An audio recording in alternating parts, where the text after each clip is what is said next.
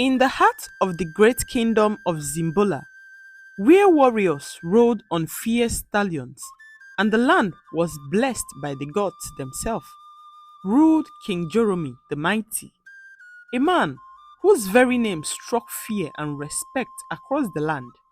He was a ruler of unmatched strength, yet he had one weakness: his empty throne. Ever since the death of his beloved wife, the seat beside him remained vacant. His advisors begged him to remarry, to secure the kingdom with a queen, but he refused. "No woman can replace my late wife," he would always answer them. But fate, or something much darker, had other plans for him. One fateful evening, as the sun sank into the horizon, a caravan arrived at the palace gate.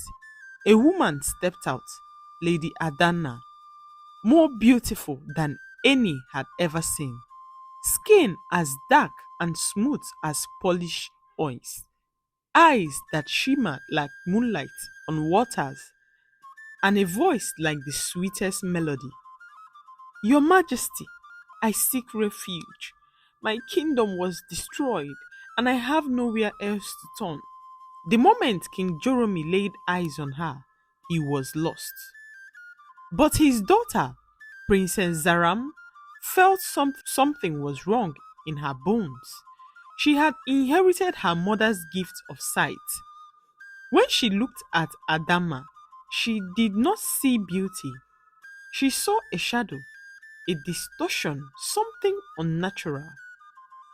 "Father, something is not right about this woman," she said to her father. King Jeremy laughed. "You are just being protective, my child. Give her a chance, you get to know her better." But Zaram knew this woman was not human. Days passed, and King Joromi grew more entranced by the Lady Adana.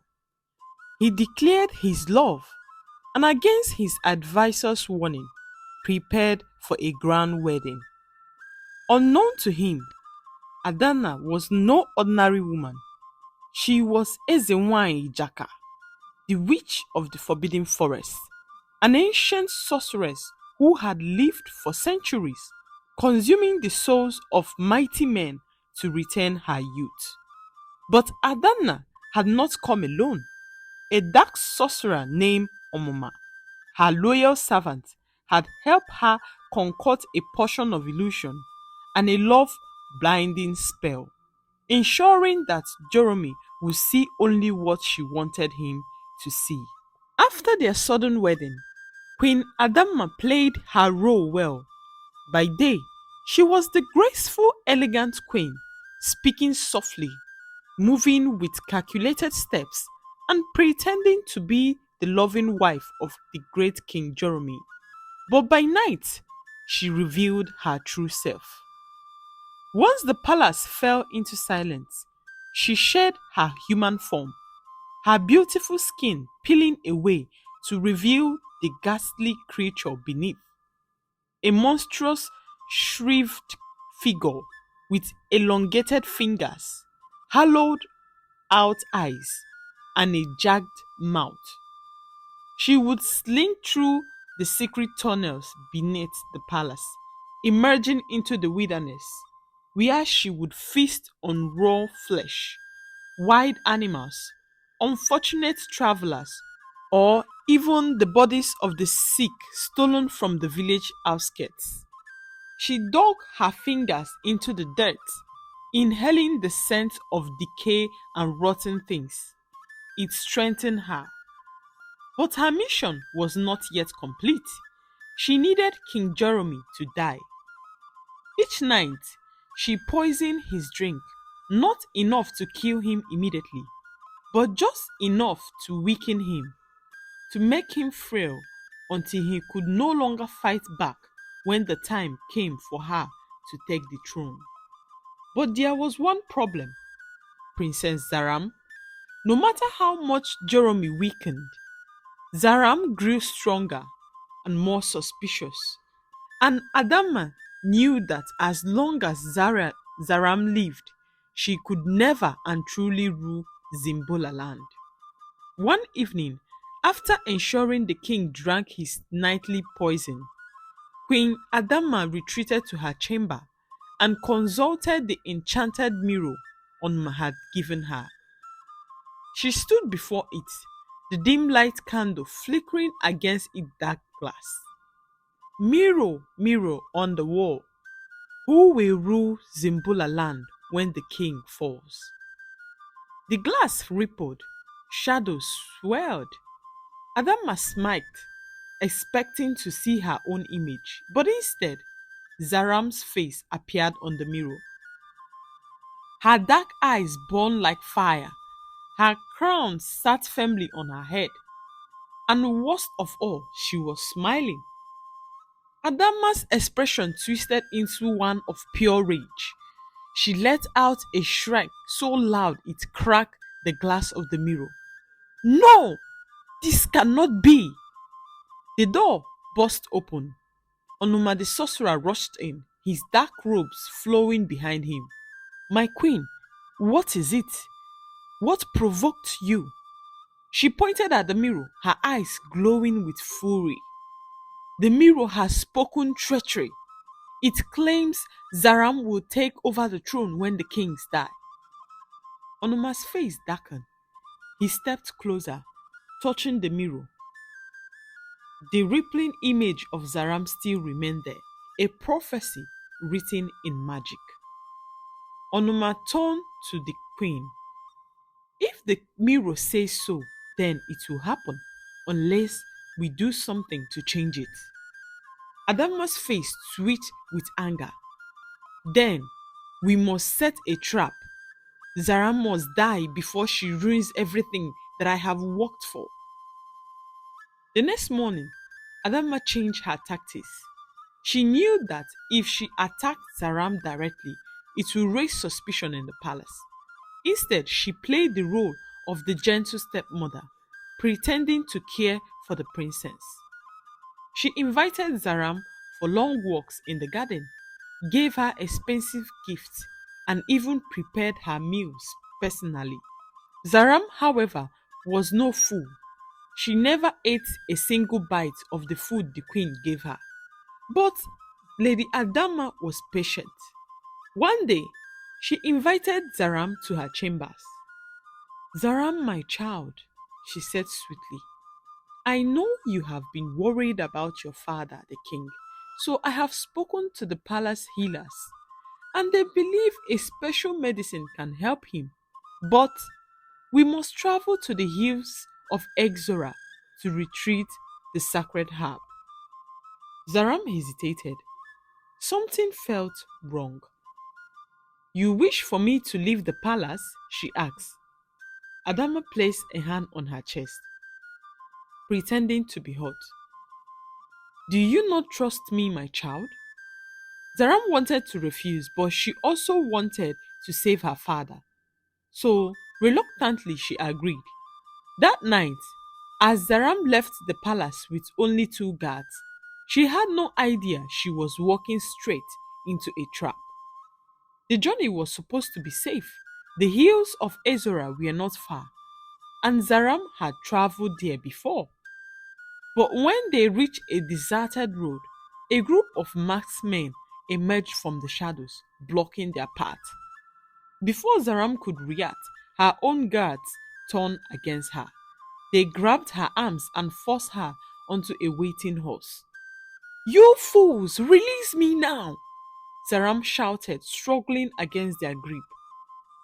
The leader of the marksmen chuckled. Forgive us, princess, but the queen Adana sent her regards. Zaram's blood ran cold. It was all a lie? The guards whipped their horse and they rode deep into the wilderness where no one would find her. Back at the palace, Adama sat at the throne beside the king. King Joromi was weaker than ever, barely able to lift his head. Adama laughed. It is done, she thought to herself. Zaram is as good as dead by now. And soon, Joromi would follow. The throne would be hers, or so she thought. King Joromi sat on his throne, his heart heavy with worry. Days have passed since his daughter, Princess Zaram, left the hills of Exora, and she had not returned. His instinct told him something was terribly wrong. Unable to wait any longer, he summoned his most trusted warriors, men who had served him since the beginning of his reign.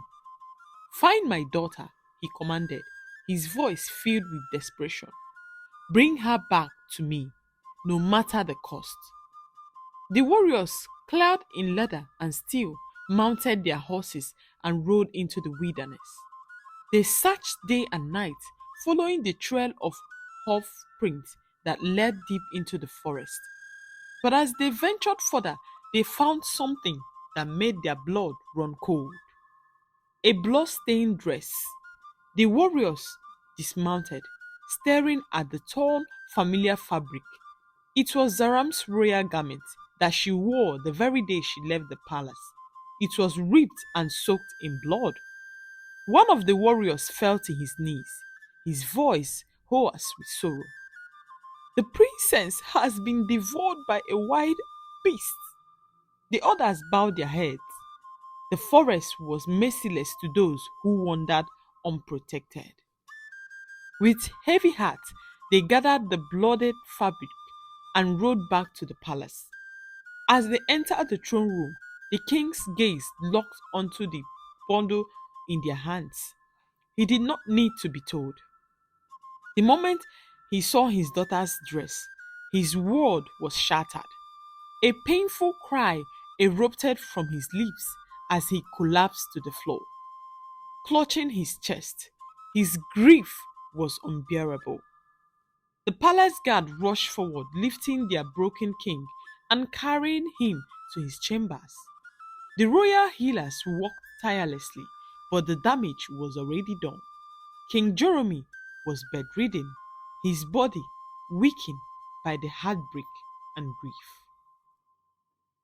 As the healers tended to the king, Queen Adama stood in the shadows watching.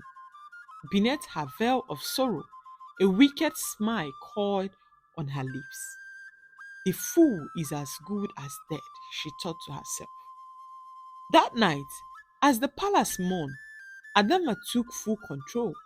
She called an emergency council meeting, forcing the elders and chiefs to swear loyalty to her. Then came her first decree. From this day forth, every household must pay double taxes to sustain the kingdom during this time of loss. The people groaned in despair, but she was not done. Her second decree was even worse. Half of all your farm produce must be delivered to the palace as tribute. The kingdom fell into suffering. Farmers who barely had enough to feed their families now had to give half of their crops to the queen. Merchants who struggled to survive paid unfair taxes. The streets were filled with weeping. The witch has cursed us all, the villagers whispered, but no one dared to speak against her. Anyone who did vanished overnight. Meanwhile, deep in the forest, far beyond the kingdom's reach, the men who had kidnapped Zaram had traveled far away from the palace. They arrived at a secluded clearing. It was time to finish the job. The leader of the kidnappers grinned as he pulled Zaram forward. "This is the end for you, princess," he sneered. Zaram fell to her knees, her hands still bound. "Please," she pleaded, her voice shaking. "Spare my life. I will reward you greatly." "We don't need your reward. Queen Adama has paid us handsomely to see you dead." Zara's blood ran cold. So it was true. Adama had betrayed her. One of the men raised his blade above her head. Zaram closed her eyes, preparing for her death. An arrow whistled through the air and struck the man directly in his throat. He fell to the ground, choking on his own blood. Before the other kidnappers could react, another arrow flew, then another. Within seconds, three men were on the floor, their bodies hitting earth with heavy thud. Panic set in. Who goes there? The leader shouted, drawing his sword. But before he could strike, a shadow emerged from the trees. A tall, broad shouldered man stepped into the firelight. His eyes glow like the moon, his bow still drawn. Zaram gasped, Obidike! Obidike! Obidike, the legendary hunter of the wild, had come for her. The last two kidnappers flee in terror at the sight of Obidike. Obidike rushed to Zaram's side, cutting the ropes on her hands free. Are you hurt? He asked. Zaram shook her head, swallowing hard. Thank you so much, Obidike, for saving my life. But we must go back. Adama is poisoning my father. She is wicked. She was the one that sent them to kill me. We must save my father immediately before it's too late. Obidike nodded his head, expression grim. The witch will not wait. Then neither shall we. And as they disappeared into the night, heading back to the kingdom, the battle for Zimbola's throne had only just begun. As Princess Zaram and Obidike walked through the dark forest, guided only by the flickering moonlight, an airy wind blew past them, the trees rustling in an unsettling rhythm, and suddenly a shadow emerged before them. A figure cloaked in mist stood in their path. Its glowing eyes pierced through the darkness like two burning suns. The air grew thick, heavy with power. Who are you? Zaram stammered, gripping Obidike's arms. The figure spoke, its voice echoing like 1,000 whispers. I am the guardian of Zimbola, the protector of this land since time immemorial. Turn back, child of the king. If you enter the kingdom unprepared, death will claim you immediately. Obidike narrowed his eyes. We cannot turn back now. The king is in danger. The queen is a monster and we must stop her. The spirit's gaze darkened. You do not understand, mortal. The woman who sits on the throne is no longer just a witch. She has merged with the darkness itself. The forces protecting her are beyond what mere mortals can face. Zaram felt a chill crawl up her spine. Then what must I do? She asked the spirit. The spirit raised a ghostly hand and pointed towards the east. You must go to the sacred river of the gods. There, you will be fortified. Only then can you stand against her. Only then can you reclaim what is yours.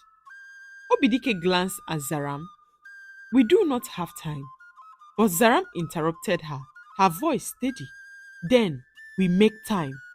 If this is the only way to defeat her, then we go to the river. The spirit nodded its head. Then go, and may the gods of the land be with you. In the blink of an eye, the figure vanished. Zaram and Obidike exchanged a glance. Their journey was far from over. Meanwhile, far from the forest, the two warriors that had escaped ran for their lives. They were the only two who had survived Obidike's arrow. After running deep into the wilderness, they finally stopped to catch their breath. Ike, the taller of the two, wiped the sweat off his forehead. We go back and tell the queen that the mission is complete.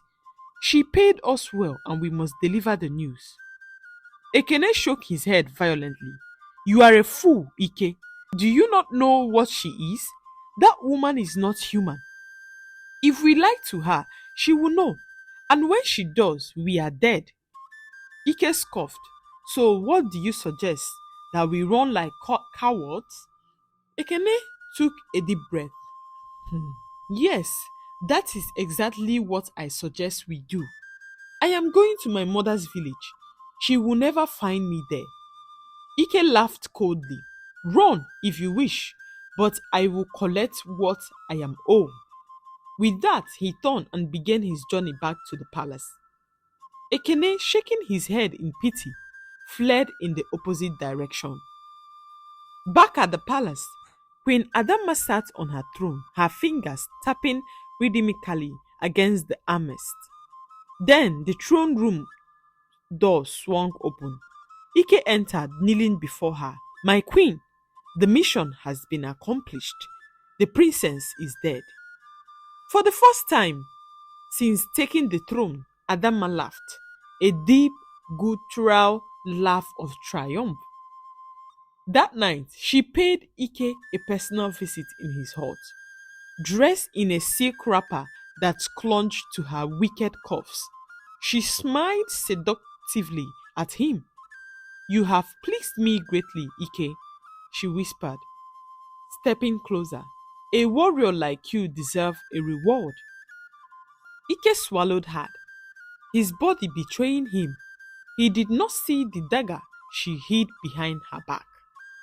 As she leaned in, whispering honeyed words into his ears, her free hand struck like a viper. Slash! Ike's eyes wide in shock as blood spilled from his throat. He fell to the ground, choking, staring at Adama in disbelief.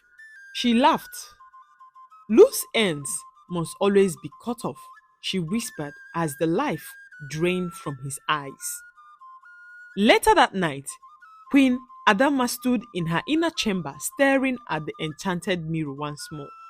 She ran her fingers along the glass and whispered, Mirror, mirror on the wall, who will rule Zimbola when the king passed on? The mirror flickered again.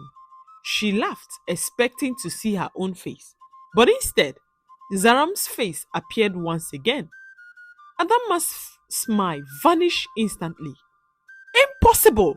She roared. She turned to the great sorcerer Onma, who had been watching silently from the shadows.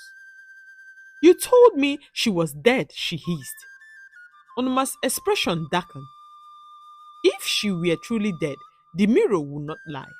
This means she still breathed. Adama clenched her fist, her nails digging into her palms. Find her! Now! Onoma summoned a great force from the underworld, the spirit of death itself. Through the mirror, the spirit located the village where Zaram was hiding. Without hesitation, it descended upon the village, slaughtering everything in its path. Men, women, children, nothing was spared. As the scream of the villagers filled the air, the high priestess, Zaram's protector, sprang into action immediately. She knew the queen's magic was powerful, but so was hers. Standing before Zaram, she chanted an ancient incantation.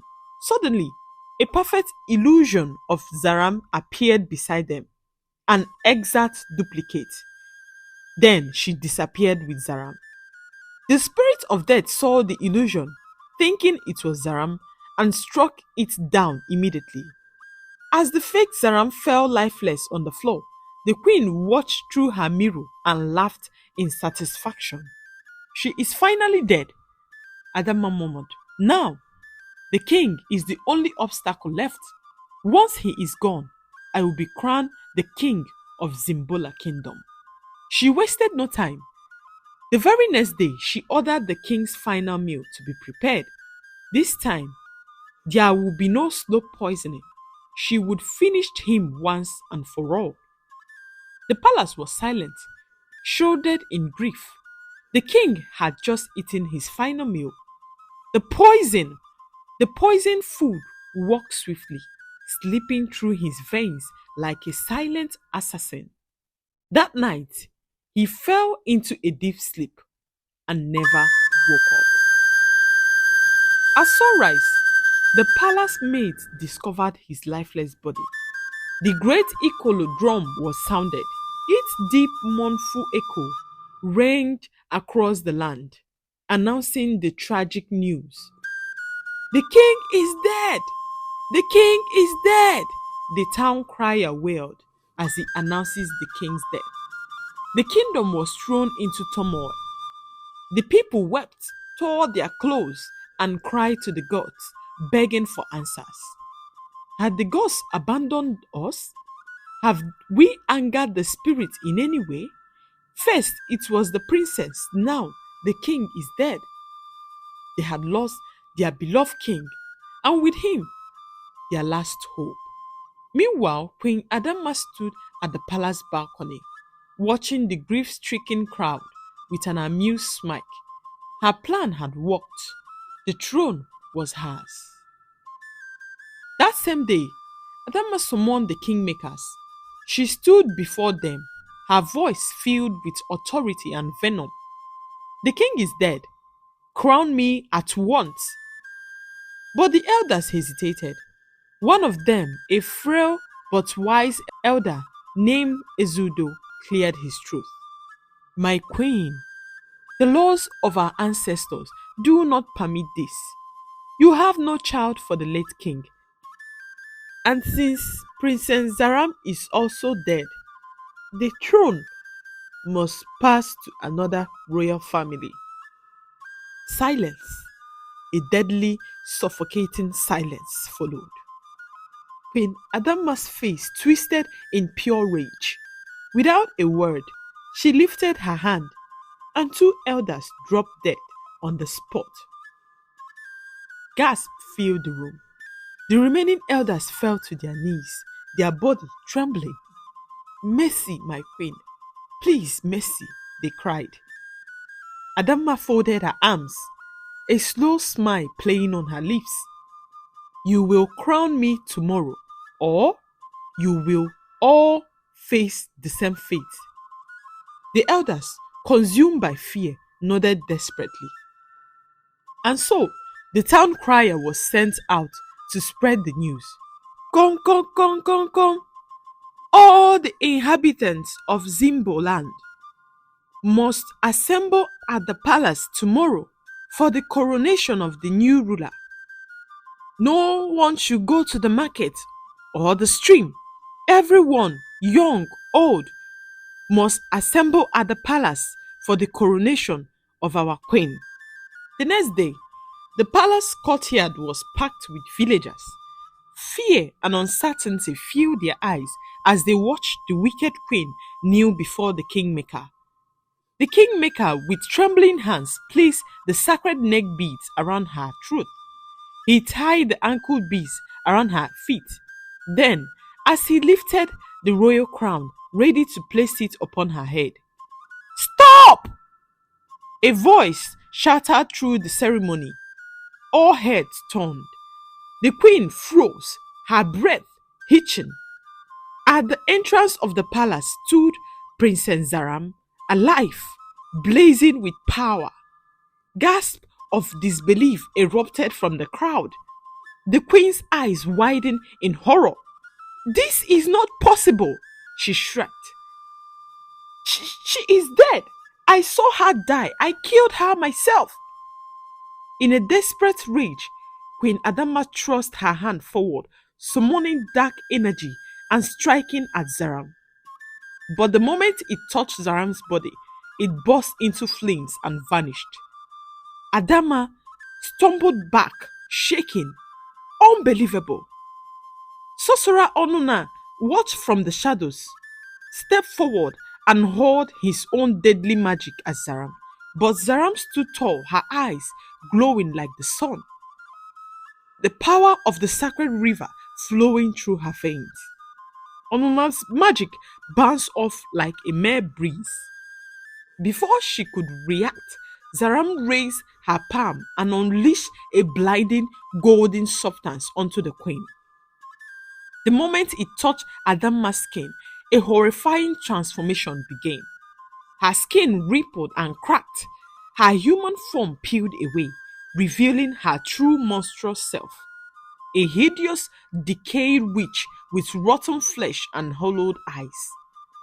A collective scream tore through the crowd as the villagers stumbled back and scattered in terror, their worst fears affirmed. Adama, the queen they had called queen, was not even a human at all. She let out an ear piercing wail, her body convulsing as she tried to fight against the spell.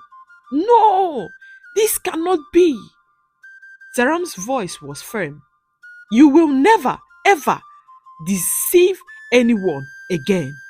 The entire kingdom watched in horror as Adama let out one last scream before vanishing into the thin air. Omuma, realizing that his mistress has been defeated, turned to flee. But before he could take a step, Zaram's energy lashed out once more, sending him crumbling into dust. The crowd erupted in cheers. The wicked queen was gone. The sorcerer was no more.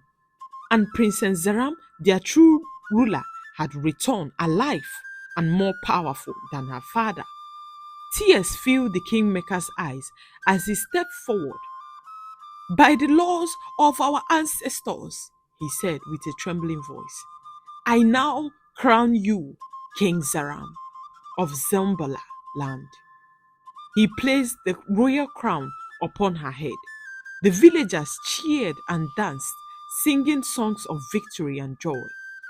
Peace and prosperity returned to Zimbola land once more. And under King Zaram's rule, the kingdom flourished for generations to come.